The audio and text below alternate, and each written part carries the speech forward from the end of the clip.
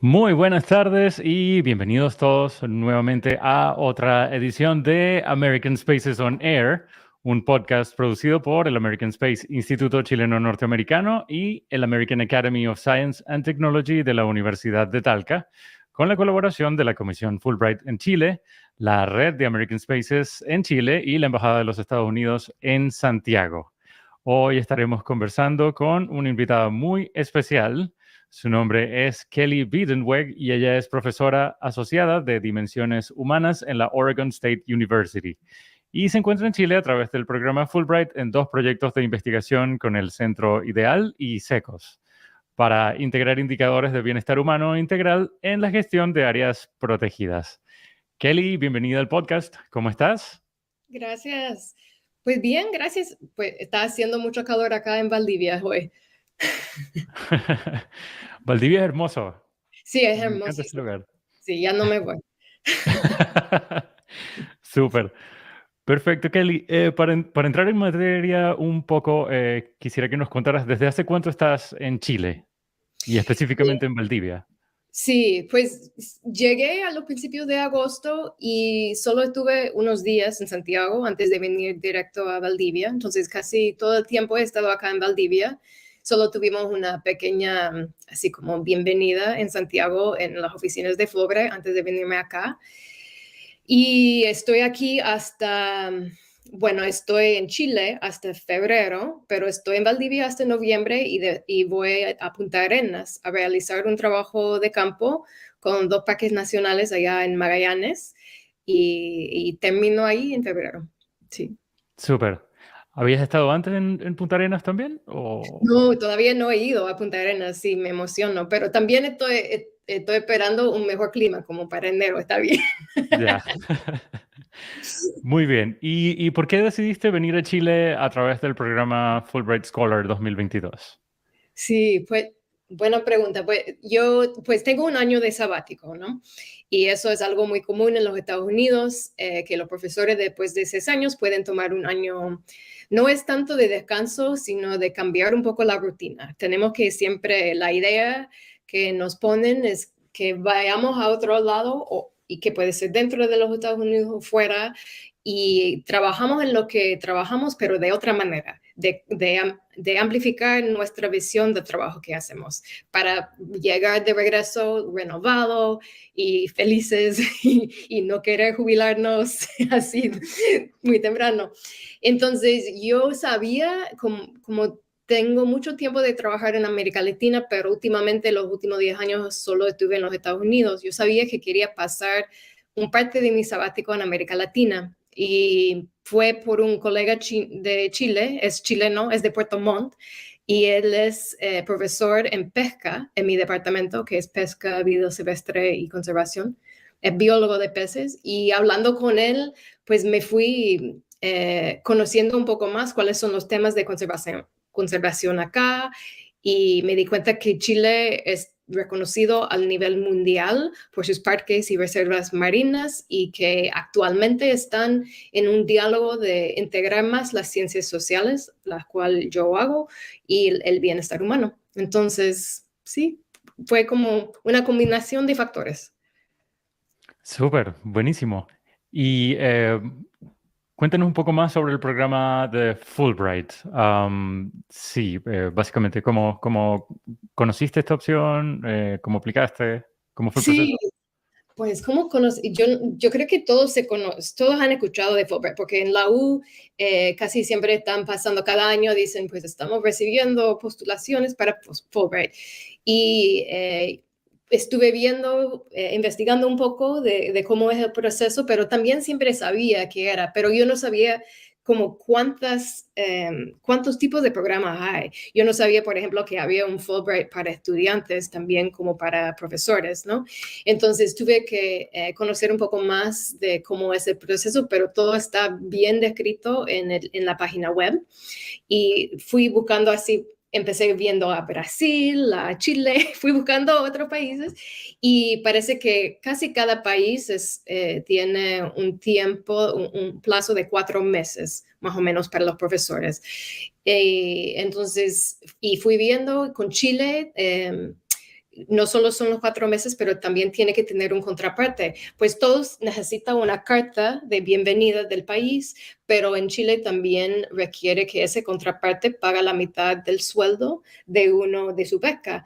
Y eso es para crear un poco de ownership, ¿no?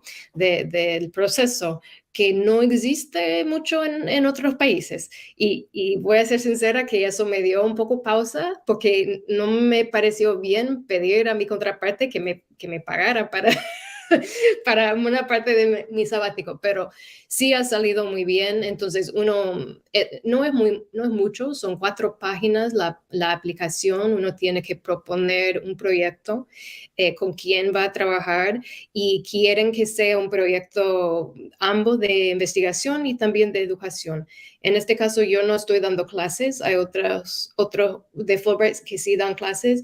En vez de dar clases, yo estoy más bien capacitando a gente de servicio público y de ONGs en hacer la conservación integral con bienestar humano y a la vez reúno con estudiantes graduados para darles más ideas de cómo podrían ellos también capacitarse en este tema, ¿no? Y tengo 2 estudiantes que van a trabajar conmigo en levantar datos en Punta Arenas también.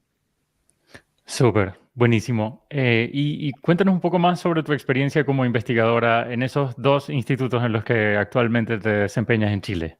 Sí, pues estoy vinculada con el Centro Ideal, que es el Centro de Investigación Dinámica de Ecosistemas Marinas de Altas Latitudes. Perdón, puedo decirlo otra vez. Centro de Investigación Dinámica de Ecosistemas Marinas de Altas Latitudes.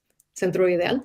Y el otro es el Instituto Milenio en Socioecología, que la primera está basada en la Universidad Austral de Chile, acá en Valdivia, y la segunda es una colaboración entre, creo que ya son 9 universidades alrededor de universidad.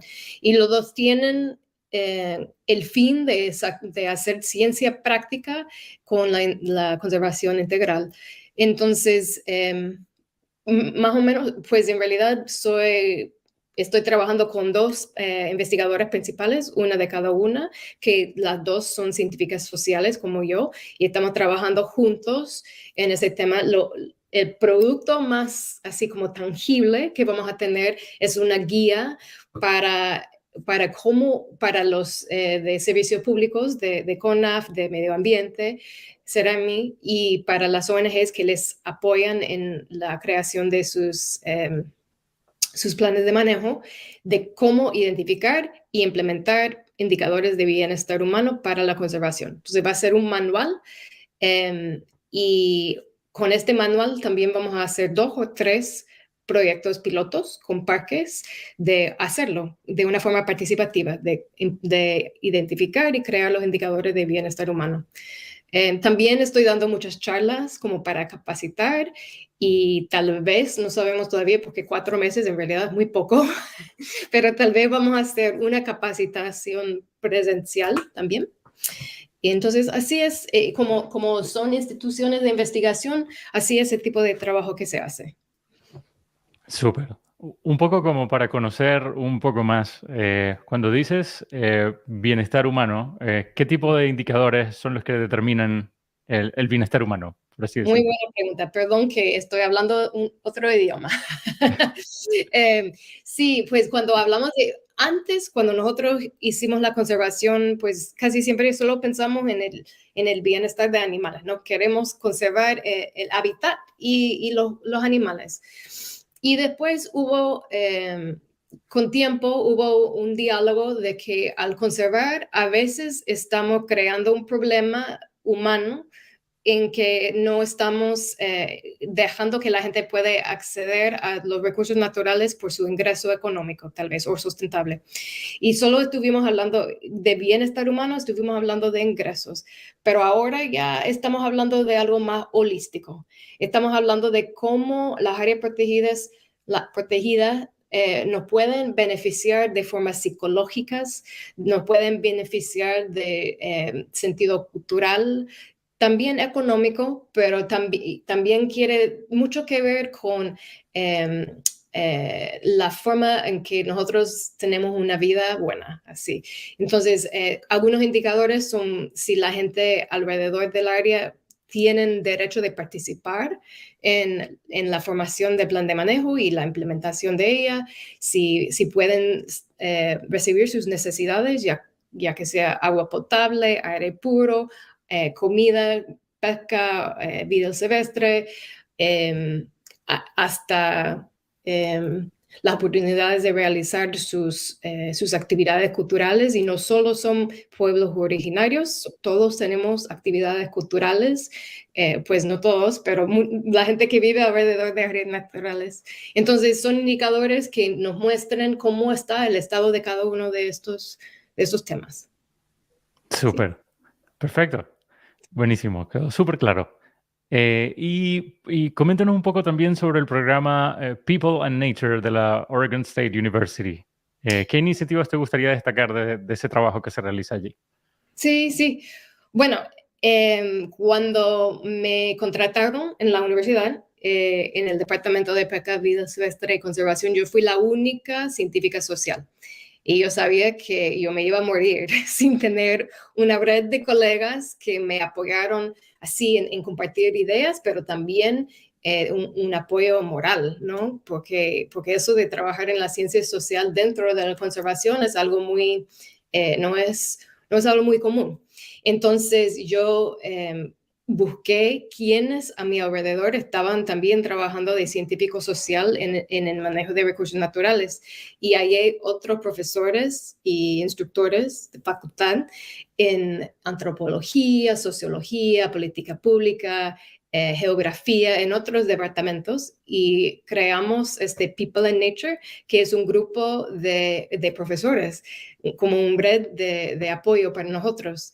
Y eso de organizarnos nos ayudó pues, a tener un poco más, no sé cómo decirlo ni en ningún idioma,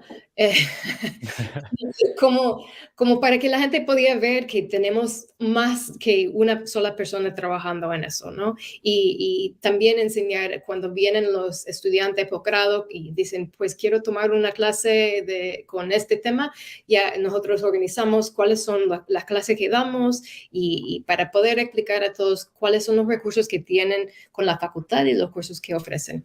Pero lo más interesante para mí de People and Nature es que ya después de unos 2 años, mi estudiante de doctorado decidió agregar otro componente al grupo. Y eso fue de que los estudiantes de nosotros, graduados, posgrados, tienen una serie de charlas semanales solo para ellos mismos. Entonces y lo hacen por Zoom y también presencial. Y es una oportunidad de conocerse a sí mismo entre departamentos y conocer como la ciencia más innovadora, porque en realidad para mí los estudiantes son los más innovadores en crear la ciencia, y practicar el hablar en público, que también necesitan como estudiantes. Y entonces ellos están realizando esa serie de charlas. Y sí, para mí son 2 productos que me han apoyado mucho a mí, y creo que han apoyado a los demás. Sentir que no están solos en la conservación, que tienen otros que están trabajando en la parte social. Súper, es buenísimo ver que los estudiantes tienen esa red de apoyo por parte de los profes y que ustedes también están organizados de esa manera. Sí, sí. Súper bueno. Muy bien. Y ahora hablando un poco sobre ti, Kelly, en cuanto a tu historia de vida, ¿cómo comenzó tu interés por los recursos naturales y su impacto en la calidad de la vida de las personas? Pues yo creo que yo fui una de esas que empezó a amar las cosas que no tenía, porque yo vivía en un pueblo puro agricultor de California, el estado de California, y en este área pues no tenía árboles, no tenía casi nada, era tipo desierto. Pero siempre en los veranos iba a la cabaña de mi abuela. Ella construyó una cabaña de vacaciones en las montañas, y me encantaba estar allá con ella, con mis primos, jugando en el aire fresco. Yo tengo una mente que no para nada, y eso de estar afuera me ayudó a calmarme y a hacer sentido del mundo, ¿no? Y como ponerme los pies en el suelo. Entonces, desde muy niña sí me fascinaron los animales y el bosque y quería conservarlo. Eso de pensar en el bienestar humano no me interesó. Hasta tal vez los 18, 19 años, tal vez que para mí los humanos, ¿para qué tenerlos? Que era como, solo quiero a los animales. Pero ya de ahí empecé a viajar más y a trabajar en la conservación y ver cómo la conservación afecta a los pueblos, a las comunidades y afecta de ambas formas, de buena y de mala. Pero igual mal hecho la conservación y mal hecho la extracción de recursos naturales que supuestamente son al contrario, pero los dos hacen que las comunidades no tienen acceso a los recursos necesarios para vivir, ¿no? Y eso yo pude ver a través de viajar. A veces uno tiene que salir de su ambiente para ver la realidad, ¿no? Y cuando regresé a los Estados Unidos después de viajar, pues me di cuenta que está pasando por mi país también, lo mismo. Y ahí pues entró ya la parte ética y moral y también fascinante, en realidad, que me fascinaba la idea de ese problema, que cómo podemos cuidar el ambiente y también a la gente que depende de ella y que son los más probables en realmente realizar la conservación o el manejo.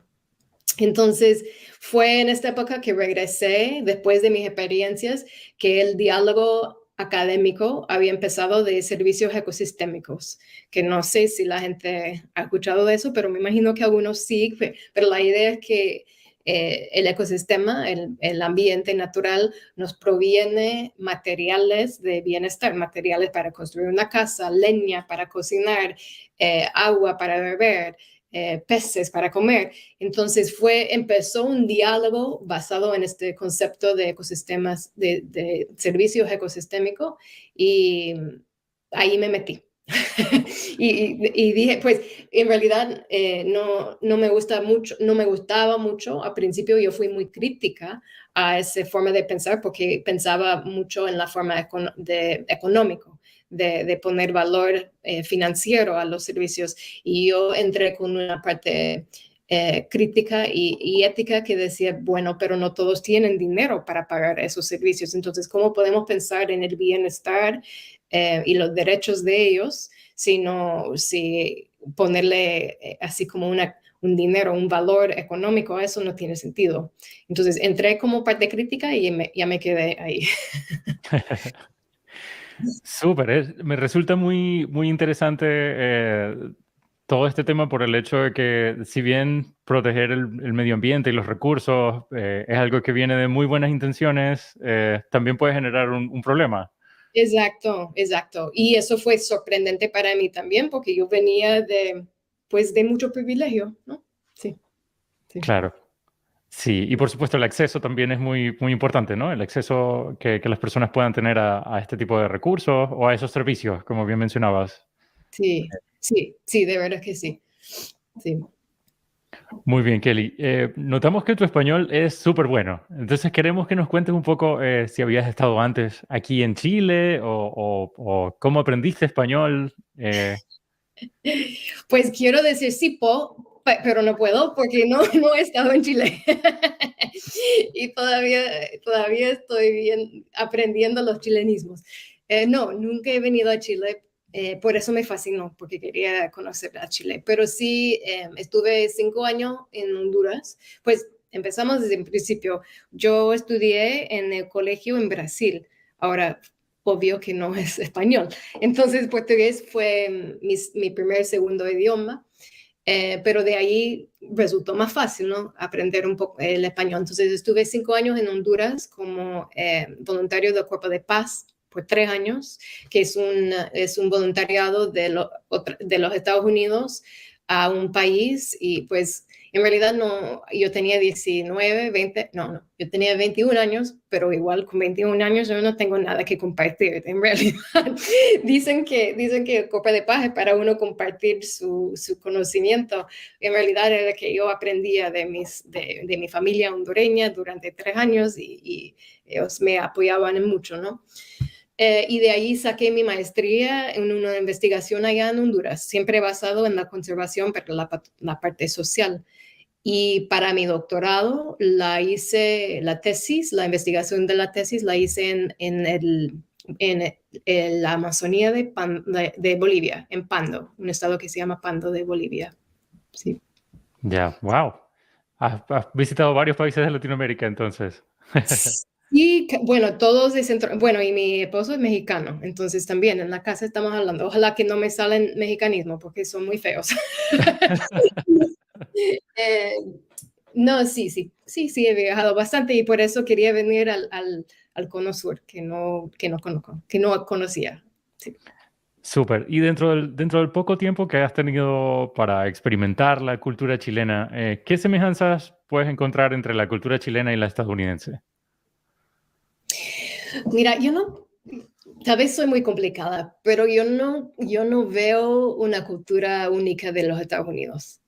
Pues hay muchas culturas en los Estados Unidos, pero lo que sí para mí hay cosas muy similares a mi cultura estadounidense. Vivo en el noroeste, en el estado de Oregon, y también he vivido mucho tiempo en Washington, el estado de Washington, que están a una latitud igual a Aysén, de acá de Patagonia. Y también tenemos 9 meses del año que llueve y 3 meses con un poco de sol. Y también tenemos mar Pacífico y tenemos montañas a 1 hora del pueblo. Entonces, la cultura que sí siento súper como que estoy en casa es esa cultura de estar afuera. De salir afuera, de andar en bici, de caminar, de ir a conocer las termas geométricas o las termas, ¿cómo son? ¿Las aguas termales? No. Aguas de mar. Ok. Sí, sí. Las temas métricas son muy específicas. Sí, entonces como esa cultura de andar con un suéter de lana y con las botas, eso sí, para mí y mi cultura en los Estados Unidos es casi igual. También veo mucho que en la nueva generación, digamos la generación que está estudiando en el pregrado ahora, eh, pues a mí me parece que este grupo a nivel mundial tiene mucho en común, ¿no? Y son muy, por lo general, son progresistas que están muy preocupados por la justicia social. eh, y pues me fascina como en este momento, en estos últimos 5 o 10 años, de ver cómo se sienten apoderados de una forma muy buena, que saben lo que quieren y que los están pidiendo. Y eso yo veo en mis estudiantes allá en los estados, pero estoy viéndolo en otros países y acá en Chile también. Sí, sin duda eso es algo súper fascinante que hemos estado viendo en la sociedad chilena actual. Eh, Esa capacidad de buscar esas cosas que necesitan y de pedirlas también. Sí, sí, porque antes, bueno, yo no hacía eso a esa edad para nada. Pues todavía me creo joven, tal vez no soy, pero, pero sí, yo no tenía esa cultura. Muy bien. Bueno, Kelly, y hoy lunes 17 de octubre también se está celebrando el Día Internacional de la Erradicación de la Pobreza. ¿Cómo podrías explicar en palabras simples el impacto que tiene la administración de recursos naturales en áreas protegidas sobre los indicadores de bienestar humano? Pues creo que lo que expliqué un poco antes responde un poco a eso, ¿no? Que estamos en una fase de concientización de que las comunidades que viven en áreas donde hay recursos naturales todavía dependen en ellos para sobrevivir, en todas las formas que acabo de decir, para la casa, para el agua potable, para la leña. Y no es solo para su ingreso económico, es para su salud físico, pero también es un sentido de lugar, así se llama, que ese lugar les da identidad, les da eh, como orgullo de dónde vive uno, ¿no? Entonces, para mí, más importante son las comunidades portátiles que están alrededor de las áreas de manejo y de conservación. Pero igual, podemos darnos cuenta que nosotros, los otros que viven en ciudades también todavía dependen en el buen manejo de los recursos naturales, porque estamos llegando a épocas con el cambio climático donde estamos ya teniendo más incendios forestales, ya está cambiando, ya, pues acá en Chile no tanto, pero los huracanes en el Caribe este año han sido pésimos, ¿no? Pero igual la calidad de agua está cambiando. Entonces, sabemos que la gente que padece de enfermedades, por ejemplo, respiratorios, casi siempre son la gente que también tiene que vivir en la pobreza, ¿no? Entonces, con el cambio climático más el mal manejo de recursos naturales, estamos afectando a la gente más vulnerable, que casi siempre son las personas pobres. Correcto. Y esto asumo que se está viendo acelerado por el cambio climático, ¿no? Como mencionabas, con respecto a lo que está pasando con los huracanes y los incendios forestales. Sí, exacto, exactamente, sí. Sí, y pues es muy difícil en realidad planificar pensando en el cambio climático, eso sí. Intentamos hacerlo, pero no sabemos exactamente qué es lo que va a pasar. Lo que sí sabemos es que por estas zonas vamos a tener más sequía, sí, va a ser más calor. Y la idea siempre ha sido en la conservación de conservar el área lo más que pueda para tener como un área donde puede haber eh, si hay un cambio, que hay resiliencia, ¿no? Que hay resiliencia en el área natural. Porque si sacamos recursos y nos quedamos con un pequeño área para decir que tenemos esta área, ya con un cambio climático muy fuerte, esa área también se va, porque con el cambio climático se están moviendo los animales y las plantas porque ya no pueden quedar en el mismo lugar, tienen que ir a otro lado donde el clima más desfavorece, ¿no? Entonces, sí, necesitamos cuidar de las áreas, pero a la vez de la gente que depende en esas áreas para enfrentar lo que no sabemos, ¿no? Con el cambio climático. Claro. Muy bien. Volviendo un poquito al principio y a lo que hemos tocado hasta ahora, bueno, mencionaste que has pasado por unos cuantos países de Latinoamérica. Entonces quería preguntarte, ¿cuál es la importancia de generar quizás una red de colegas o un networking Mm. en el área en la que tú trabajas? Bueno, usted sabe tal vez que ya siendo un doctorado uno se especifica mucho y se siente un poco solo a veces. Entonces, eso de crear una red pues tiene muchos beneficios. Uno, que uno no se siente tan solo, pero pues yo vengo un poco de la psicología, entonces tal vez se nota en mi forma lo que primero pienso es el bienestar mental, que necesito no sentirme sola.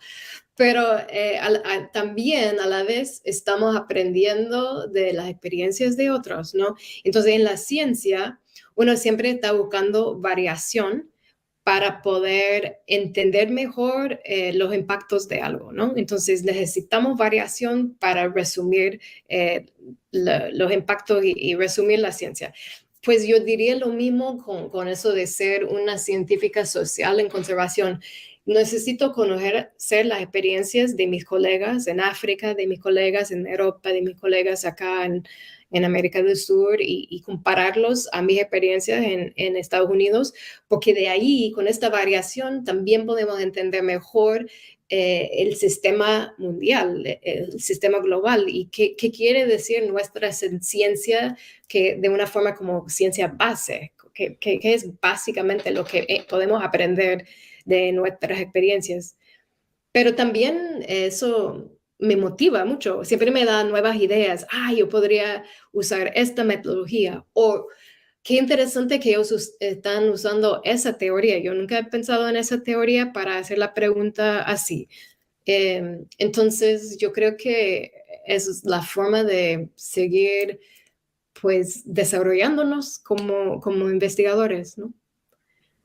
Ciertamente, sí. El trabajo en equipo es muy importante para lograr precisamente conocer otros puntos de vista y cómo abordar ciertos problemas.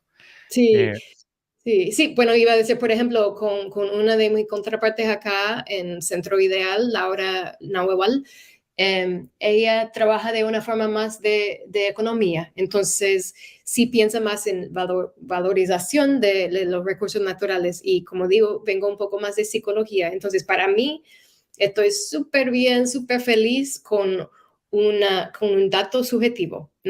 Eso para mí, yo puedo trabajar con datos subjetivos y para ella creo que se siente tal vez un poquito incómoda con datos subjetivos. Entonces, pero lo lindo es poder trabajar juntos y entender la necesidad de cada tipo de información, ¿no? Claro. Súper, muy bien. Tengo por acá dos preguntas que nos llegaron por interno. Veamos. En experiencia comparada, ¿qué lecciones podemos aprender como país en Chile de Estados Unidos respecto a áreas protegidas que han resultado bien y qué podemos replicar? Bueno, yo diría que ningún lugar necesariamente debe replicar a otro, porque casi siempre los buenos ejemplos son porque han trabajado a base del contexto, ¿no? Y que han creado algo que sí cabe bien en el contexto que ha habido. Pero eso sí, yo creo que y más bien, Chile tiene mucho que enseñarnos a nosotros, en realidad. Lo que sí yo diría que en los estados al oeste, California y Washington, ellos sí han puesto mucho financiamiento a las áreas protegidas para no solo implementarlas, pero para hacer la ciencia dentro de ellas. Entonces, yo sé que es algo en que están hablando actualmente en Chile de cómo mejor financiar la conservación y apoyar al, pues, a cada parte de la conservación. Entonces, yo diría que algo así, no todo tiene que venir de dinero, pero sí apoya mucho. um, Otra cosa que tal vez sí, yo creo que sí está empezando a ayudar es que durante los últimos 20 años en la Universidad de los Estados Unidos estamos entrenando a los estudiantes de una forma interdisciplinaria para que ya entiendan que la conservación no es solo de proteger un solo animal o una sola especie, que es un proceso, ¿no? Y el proceso incluye humanos y incluye hábitat, incluye pensar de una forma más y el cambio climático, tiene que pensar en todo. Y eso de empezar a entrenar a los estudiantes ya están saliendo con una forma de ver más integral que hasta ahora se está empezando a ver en las agencias públicas, en los servicios públicos, ¿no? Y todavía lo que he visto en las universidades de Chile es que todavía no han empezado mucho a tener, al menos en los departamentos de recursos naturales y conservación, que todavía no están entrenando a los estudiantes de esa forma, ¿no? Entonces, también yo diría eso para preparar la nueva generación. Em, pues yo diría esas dos cosas. Sí. Perfecto. Y la segunda pregunta que nos llegó por interno dice, Topkins y el dueño de la marca Patagonia han donado gran parte de su fortuna para el cuidado de áreas protegidas. ¿Cuál es la mirada empresarial respecto a este tema en Estados Unidos? Bueno, en realidad yo no conozco mucho de áreas protegidas privadas, más bien aquí en Chile es la primera vez que conozco eso, porque en los Estados Unidos no existe áreas protegidas privadas, son todas públicas. Lo que sí a veces tenemos son land trusts, que es una ONG como Nature Conservancy, TNC.